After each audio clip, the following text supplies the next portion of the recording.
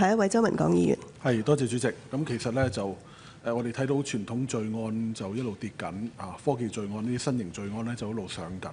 咁其實咧當局都做咗好多措施，我哋聽過警務處啊、保安局啊唔同嘅介紹，我都知道真係好努力。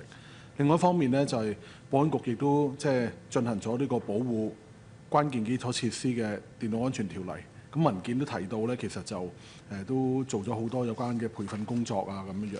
咁其實咧最緊要就係一樣，除咗一啲自動化嘅攔截之外咧，就係究竟我哋呢啲培訓係咪都係可以充分讓到我哋嘅無論係公務員好，或者一啲真係牽涉到呢條法例嘅相關大型機構嘅嗰啲負責網絡安全嘅員工，佢知唔知條例係啲乜嘢？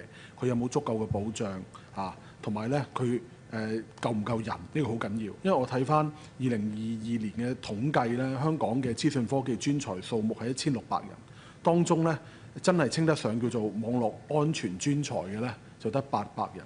其實當局有冇一個最新嘅數字都可以話到俾大家聽咧？因為如果只係靠 AI，人呢個因素冇喺入邊咧，可能攔截咧都未必足夠，因為有足夠嘅人去做呢件事啊，呢啲監察啊，即係譬如話呢個都係好重要嘅。當局有冇都喺呢方面都有一啲嘅計劃啊，或者而家個成果係點？唔該，主席。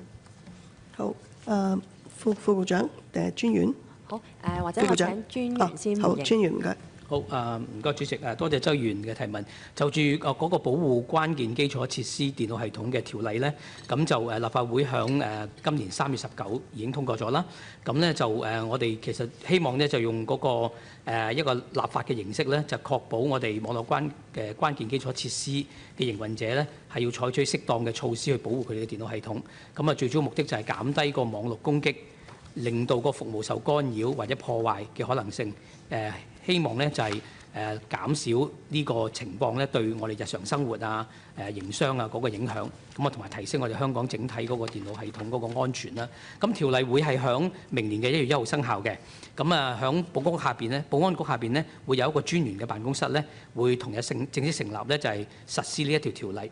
咁就住周議員講嗰個情況咧，我哋嘅理解咧就係話響諮詢嘅過程裏邊咧，我哋都已經響唔同嘅業界。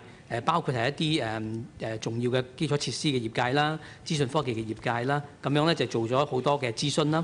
咁往後咧，亦都會因應嗰個條例嘅生效咧，就會有好多同個條例相關嘅一啲嘅工作，亦都會包括咗頭先周議員講咧嗰啲一啲嘅向嗰個相關業界嘅推廣啦，同埋一啲嘅培訓啊，甚或咧就係可能係會做一啲嘅定期嘅一啲嘅演練啊咁樣。咁呢一度咧，我哋會密切咧就係協助。支持呢一個專員嘅辦公室咧，去令到呢條例咧就係去落實嘅嚇。多謝主席。係咯，我補充一句，因為一般市民就唔係好理解網絡安全，除咗唔好撳落去或者安個防騙視伏 Apps 之外咧，比較一個形象化嘅形容就係、好似睇啲新聞片係咪啊？一啲外國嘅導彈射落去某個地方嘅時候，究竟我哋攔唔攔得接得到，或者攔唔攔得晒咧？呢個係好重要咯。我覺得呢樣嘢係我哋喺個系統啊，以至夠唔夠人方面，請當局都有足夠嘅考慮嚇。多謝主席。好，我哋會將嗰個建議咧就帶翻俾嗰個專責辦公室啦嚇。多謝主席。好，唔該。